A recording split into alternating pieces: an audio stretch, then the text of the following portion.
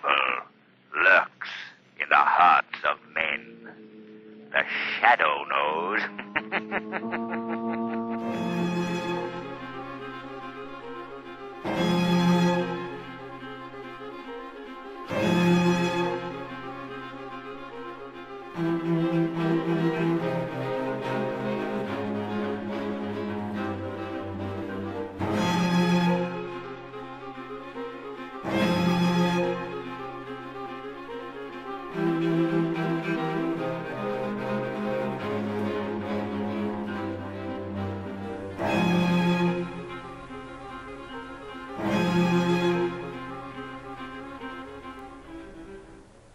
Greetings and beyond the news. My name is the Shadow. Our first story was written by Hans Christian Andersen and is named peculiarly enough, The Shadow. And so, we begin. In the hot countries, the sun really burns. People get as brown as mahogany. In the hottest countries, they get burned black. So it happened that a learned man traveled from one of the cold countries into one of the hot countries. He thought that he could run around just the way he did at home, but he dropped that idea pretty quickly.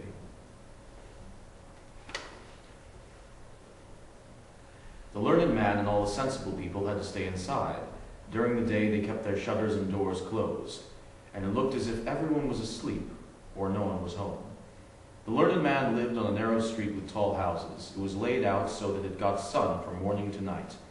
It was really unbearable to the scholar from the north. He was a young man, an intelligent man. It felt like being inside a fiery oven. It wore him out. He became quite gaunt. Even his shadow shrank and became much smaller than it had been at home. The sun wore out his shadow too, and neither the man nor his shadow revived until evening after sunset. It was very amusing to watch the shadow.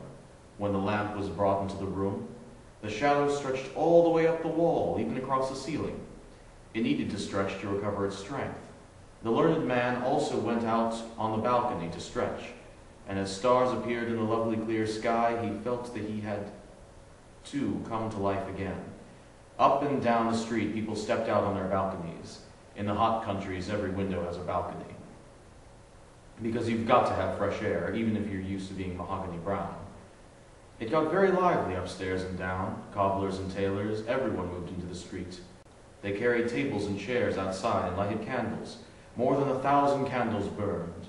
One person talked, another sang, people strolled about, carriages drove by, donkeys with bells trotted along. Ding-a-ling-a-ling-a-ling-a-ling! Dead people were buried as people sang hymns. Street children set off firecrackers and church bells rang. There sure was a lot of life in the street. Only one house was quiet, the one right across from the scholar. Yet someone lived there, because there were flowers on the balcony. They flourished in the hot sun, and they would not have without water. Someone had been watering them. People had to be living there. During the evening, the door over there was open, but it was dark inside, at least in the front row. From farther inside, you could hear music. The learned stranger thought that it was quite wonderful, maybe because he had persuaded himself that everything in the warm countries was wonderful, if it weren't for the sun. His landlord told him he didn't know who had rented the house across the street. Nobody seemed to be there, and as for the music, the landlord thought it was horribly boring. It sounds as if someone was practicing a piece he couldn't master, always the same piece. I'll get it right, he's probably saying, but he can't do it, no matter how long he practices. One night, the stranger woke up. He was sleeping with the balcony door open. A breeze lifted the curtain, and he thought he saw a strange shimmering from the neighbor's balcony. The flowers glowed like flames with the most beautiful colors, and there was a slender, graceful girl who seemed luminous in the middle of the flowers. The sight of all this brightness hurt his eyes, because he had just woken up and had opened them wide too suddenly. He jumped out of bed and crept softly over to the curtain, but the girl was gone, and the radiance was gone. The flowers no longer glowed, but looked fine, just as they always did. The door was ajar, and from far inside you could hear the music, so soft and soothing that you could easily lose yourself in pleasant thoughts. It was enchanting, but who lived there? Was there a real entrance?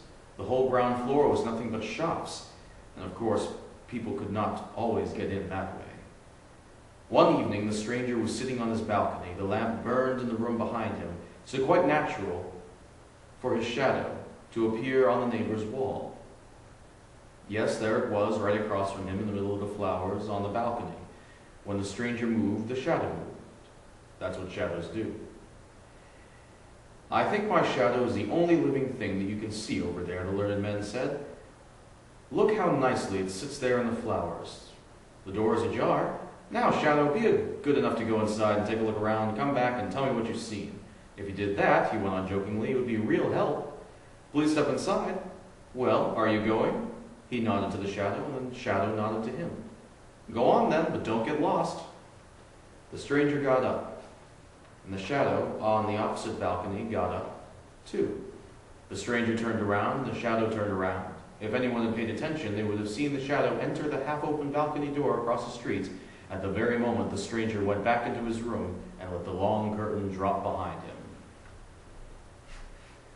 The next morning, the learned man went out to drink coffee and read the newspapers. What's this? He asked as he stepped into the sunlight. I don't have a shadow.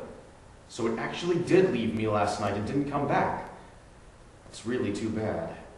It annoyed him, not so much because his shadow was gone, but because he knew the old tale about a man without a shadow. And everyone in the cold countries knew that story. If he came home and told his own story, people would say that he was an imitator, which was the last thing he needed to hear. So he was not going to talk about it at all, and that was very sensible of him. In the evening, he went out onto the balcony again. He put the lamp behind him in just the right place because he knew that a shadow always needs his master as a screen, but he could not entice it to come out. He made himself small, he made himself big, but he had no shadow, and none came. He said, but that didn't help either. It was annoying, but in the hot countries, everything grows rapidly, and after 8 days, when the foreign visitor stepped into the sunlight, he noticed to his great pleasure that a new shadow was growing from his feet. Its roots must have been left behind. And after 3 weeks, he had a decent enough shadow. And while he traveled again to the northern countries, the shadow grew longer and longer until in the end it was too long and too big by half. The learned man came home. He wrote books about what was true in the world, about what was good and beautiful. The days passed and years passed. Many years went by. One evening, while the learned man was sitting in his room, there was a soft knock at the door. Come in, he said. No one came. He opened the door. There, right in front of him, was an extraordinarily skinny person who had a strange effect on him.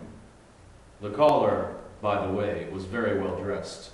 No doubt he was a distinguished gentleman. With whom do I have the honor to speak? The scholar asked. Just what I thought, the gentleman replied. You don't recognize me. I've become so real that I'm actually flesh and blood and wear clothes. You probably never imagined you'd see me so prosperous. Don't you recognize your old shadow? You probably didn't think I was ever going to show up again. I've done very well since the time we were together. I've gotten rich in every way. I can buy my freedom now if I have to. Then he rattled a bunch of expensive seals that were hanging from his watch, and he touched a thick gold chain around his neck. His fingers flashed with diamond rings. All the jewelry was real. I can't get over it, the learned man said. What's all this about? It's nothing ordinary, the shadow said. But you're not an ordinary person either. As you know, I've followed in your footsteps since I was a child. As soon as you thought I was mature enough to make my way in the world, I went my own way. I've done fabulously well, but I felt a sort of yearning to see you before you died, and you will die someday. I also wanted to see this country again. After all, everybody loves his homeland. I know you've gotten another shadow. Do I owe you or it anything? Please be good enough to tell me. Is it really you? The learned man said. This is very strange. I never thought that your own shadow could turn up again as a human being. Tell me what I need to pay, the shadow said, because I really don't want to owe you anything. What are you saying? The learned man said. What kind of debt are you talking about? You're as debt-free as anyone. I'm absolutely delighted by your good luck. Sit down, old friend, and tell me about what happened, and what you saw in the house across the street in the hot country. I'll be happy to tell you, the shadow said and sat down. But first, you have to promise that when we meet in town, you won't tell anybody that I was your shadow. I'm planning to get engaged, and I'm rich enough to support more than one family. Don't worry, the scholar said. I won't tell anyone who you really are. Here's my hand on it. I'm a man of my word. And I am a shadow of mine, the shadow said, because that's the way he had to express it. It was really quite strange how human the shadow was. He was dressed in black, and his clothes were made of the finest dark cloth. He wore patent leather boots and a collapsible hat that could be pressed flat, not to mention what we already know, the seals and gold necklace and diamond rings. Indeed, the shadow was beautifully dressed, which was precisely what made him just like a human being. Now I'll tell you what happened, the shadow said. With his patent leather boots, he stepped as hard as he could on the sleeve of the learned man's new shadow, which lay by his feet like a poodle. He did this either out of arrogance or to make the scholar's new shadow stick to him. But it just lay there, still and calm, and listened. The new shadow wanted to know how it, too, could get away and learn enough to be its own master. Do you know who lived in the house across the street? The shadow asked. The most beautiful of all, poetry. I was there for 3 weeks, and it was like being there for 3,000 years, reading everything that has ever been written. Believe me, I'm telling you the truth. I've seen everything and know everything. Poetry, the learned man shouted. Well, well! She sort of keeps to herself in the big cities, poetry. I only saw her for a brief moment, but I was very sleepy then. She stood on the balcony and shimmered the way the northern lights do. Tell me, you were on the balcony, you went through the door, and then... Then I went to the front room, the shadow continued. You always used to look into that room, and there was no light, just a kind of twilight. Door after door opened to a long row of rooms. They were all so brightly lit that the brightness would have killed me if I'd gone all the way to the poetry's room. But I was cool and collected. I took my time, and that's what you should do. What did you see then? The learned man asked. I saw everything, and I'll tell you about it. By the way, and I'm not saying this out of pride, but when you consider that I'm free and an educated man, not to mention my social position and personal fortune, I'd really appreciate it if you would address me formally as Sir or Master. I'm sorry, the scholar said. It's just an old habit.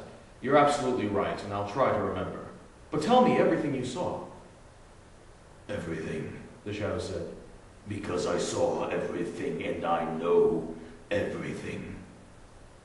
But what was it like in the room farthest inside? The learned man asked. Was it like a fresh forest? Was it like a holy church? Was it like the clear, starry sky when you stand on a tall mountain? It was everything, the shadow said. As you know, I didn't go all the way in. I stayed in the outer room, in the twilight. But I had a good view from there. I saw everything, and I know everything. I've been in the antechamber of poetry's court.